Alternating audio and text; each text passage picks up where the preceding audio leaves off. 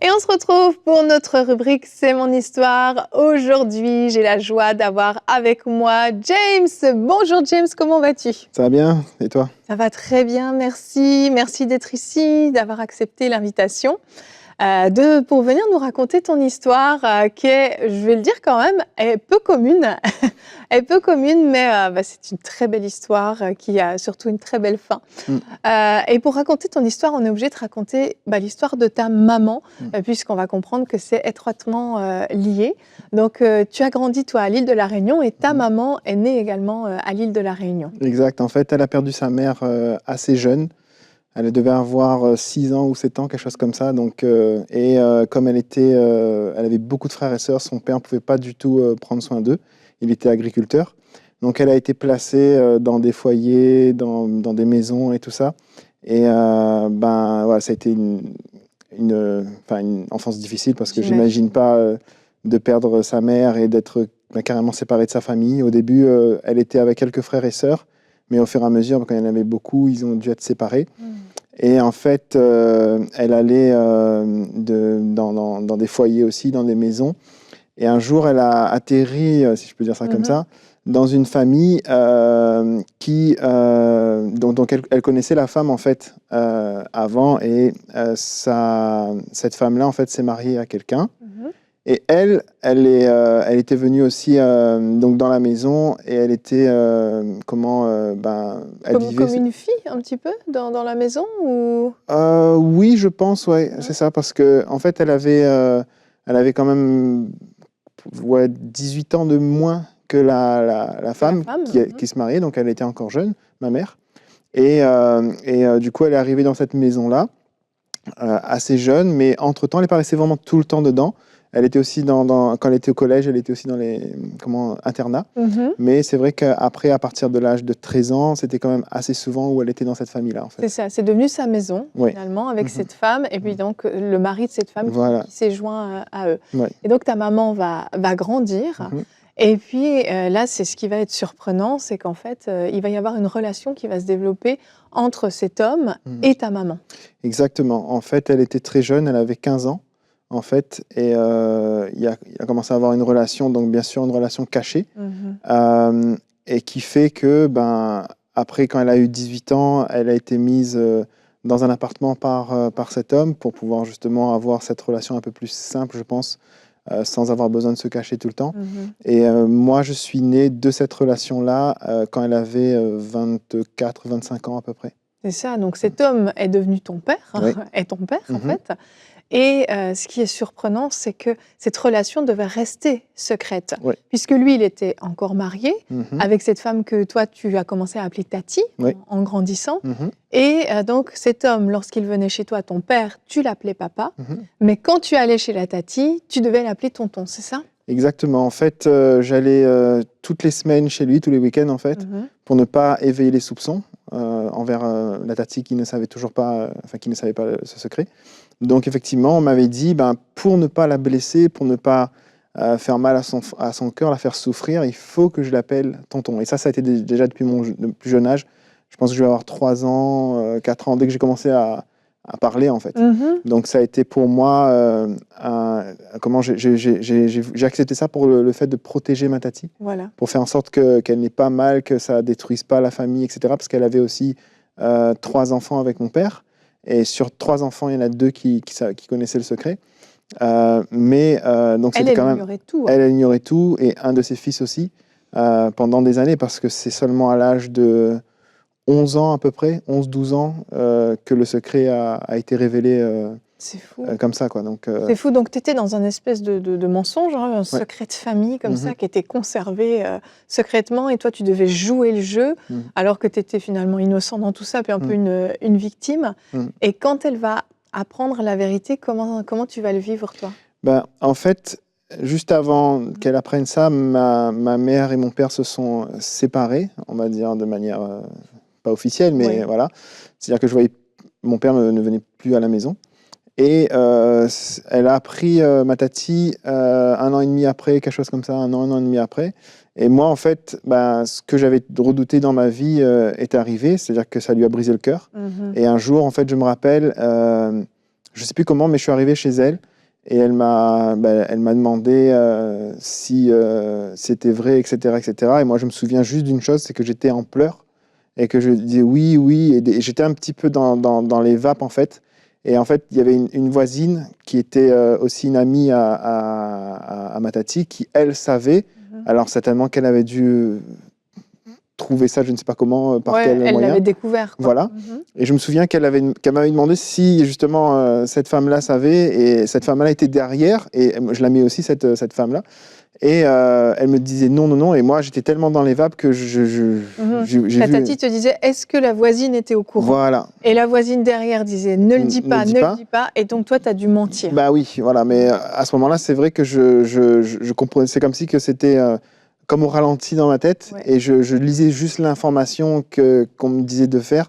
Et c'était non. J'ai dit non, elle ne savait pas et tout ça. Et c'est quelques semaines ou mois après que j'ai réalisé qu'en fin de compte, j'ai dit non à ça parce qu'elle m'avait dit, mais en même temps, je me suis dit, autant qu'à faire, autant limiter les dégâts. Ouais, tu as voulu la protéger encore. Ouais. Finalement, c'était comme ça qu'on t'avait dit, il faut protéger la tati, ouais. Donc tu protèges. Voilà. Et toi, ce que ça va créer, toute cette histoire-là, c'est que tu vas développer vraiment un peu une addiction au mensonge, finalement. Tu vas t'inventer une double vie à l'école, auprès de tes amis. Comment ça va se passer? En fait, pour moi, le mensonge, comme on m'a enseigné à mentir depuis mon plus jeune âge, pour moi, le mensonge, c'était naturel. Mais je l'avais pris comme une arme pour me défendre, en fait, et pour défendre les gens que j'aimais. Donc, c'était normal pour moi, si j'avais une information qui allait détruire quelqu'un, que je dise non ou que je protège, etc. etc. Donc, j'ai plus utilisé ce mensonge-là comme ça. Mais c'est vrai que je l'utilise aussi d'une autre manière parce que je n'étais pas non plus fier de ma situation familiale. Ce n'était pas une situation normale, si je puis dire, surtout à l'époque.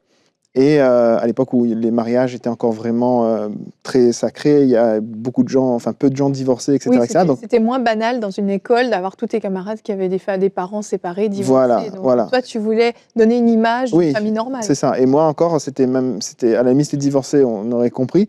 Mais là, c'était carrément que j'étais le bâtard, si je peux dire ça, si on veut, oui. d'un couple qui n'était pas légal, en fait. Oui. Donc c'est sûr que moi, j'inventais une histoire, mais ce n'était pas une histoire que j'inventais de manière vraiment fausse, parce que par exemple, je disais que mon père était riche, mais c'était le cas. J'habitais une grande maison, mais mon père, il avait une grande maison, moi, j'avais pas une grande maison. Mais voilà, c'est comme si que je disais, j'habitais vraiment là, ou bref, ce genre de choses-là qui étaient pas tout à fait fausses, mais pas tout à fait vraies. Et je me créais aussi donc des sorties avec mon père, des trucs comme ça, envers mes amis pour tu t'inventais une vie finalement voilà, que tu aurais voulu avoir un peu. C'est ça, exactement. Ouais. Mon père était chef d'entreprise de menuiserie, mais je disais à mes amis qu'il avait un centre commercial, par exemple. D'accord. Donc voilà, j'imaginais un peu la vie que je voulais avoir, parce que à mes 10 ans, quand j'ai réalisé ça, quand mes parents se sont séparés 2 ou 3 semaines avant mon anniversaire, et je me suis dit, je ne veux pas avoir une famille comme ça plus tard, je ne veux pas faire souffrir mes enfants comme ça plus tard. Donc si jeune âge te dire ça déjà. Ouais, malheureusement, ça avait dû me rendre mature par rapport à l'enfant beaucoup plus tôt. Oui. Après, c'est sûr que le fait de ne pas avoir de papa pendant l'adolescence, ça crée d'autres problèmes. Exactement. Mais c'est vrai que déjà à 10 ans, j'avais demandé à mon père à quel âge on est un homme. Il m'a dit à 20 ans, je dis ok, à 10 ans, je suis un demi-homme. Ah ouais. Donc je vais déjà penser comme ça. Et c'est vrai qu'à 10 ans, j'avais déjà mon truc de famille idéale, une femme, des enfants, où je protège ma famille, etc., avec un chien. J'ai pas encore le chien, mais ça viendra. Mais voilà, c'était vraiment à 10 ans où j'ai eu ce shift-là dans ma tête. Ouais. Et à cause, je pense, de cette déchirure, de cette blessure dans le passé. Et ensuite, à l'âge de 14 ans, tu vas faire la rencontre vraiment du Seigneur, tu vas vraiment prendre un engagement, parce que ta maman était chrétienne, était croyante, vraiment. Et donc, tu vas faire cette rencontre avec Jésus qui va avoir quand même un fort impact dans ta vie. Oui. En fait, j'ai grandi en étant plus catholique. Et à un moment, j'étais fatigué d'aller à l'église le matin tout seul, parce que ma mère croyait en Dieu, mais elle m'envoyait à l'église tout seul. Et à un moment, j'étais fatigué, j'ai dit, purée, au lieu de dormir sur le banc de l'église, je préfère dormir à la maison. Et je suis rentré chez moi, je dis, maman, je ne vais plus à l'église. Elle a dit, ok, d'accord. Je fais, ah, ok, c'est super. Et 2 ans après, une sœur de ma mère nous a invités dans une église évangélique. Et au début, quand je suis rentré, je pensais que c'était une secte et tout ça. Et quelques mois ont passé, et là, j'ai demandé à Dieu deux choses, 2 miracles qu'il a fait. Et quand je donnais ma vie à Dieu, en fait, ça a été pour moi radical. J'ai toujours cru en Dieu, mais là, j'avais vraiment une relation avec Dieu. Et en fait, ce qui s'est passé, c'est qu'un jour, un dimanche matin, je crois, un prédicateur a prêché en disant « Le mensonge a tué Jésus ». Et là, ça m'a interpellé, je dis « Pardon ». Et en fait, il disait oui, parce que les pharisiens ont menti au sujet de Jésus, ce qui a fait que ça a emmené Jésus sur la croix. Et là, j'étais choqué, en fait. Je dis « Waouh ». Et du coup, ce qui s'est passé, c'est que du jour au lendemain, j'ai décidé « Le mensonge, c'est fini ». Parce que je veux pas faire ça, parce que c'est aussi ça qui a crucifié Jésus, quoi. Waouh, c'est fort. Donc pour toi, ça a été comme une révélation vraiment, ouais. Et tu as pris une décision de renoncer au mensonge qui t'avait habité finalement toute ta vie, puisque dès ton plus jeune âge, tu devais mentir, même sans en avoir pleinement conscience quand tu étais plus petit, bien sûr. Et ça a radicalement changé ta vie, ta destinée. Et puis ensuite, les années ont passé. Tu as servi Dieu dans différents domaines de ta vie.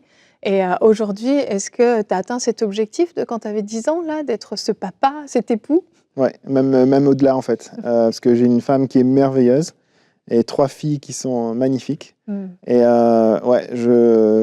c'est clair que lorsque j'imaginais, en fait, d'avoir la vie que je pourrais avoir et celle que j'ai aujourd'hui, c'est encore mieux, en fait. Wow. Donc, je remercie Dieu parce qu'il m'a vraiment donné la femme qu'il avait pour moi. Et nos enfants sont vraiment exceptionnels, plein d'énergie. Et donc, j'essaye d'être le père que je n'ai pas eu pour mes enfants, en fait. C'est ça. Ça n'a pas été trop difficile pour toi de devenir papa alors que tu n'en as pas vraiment eu ?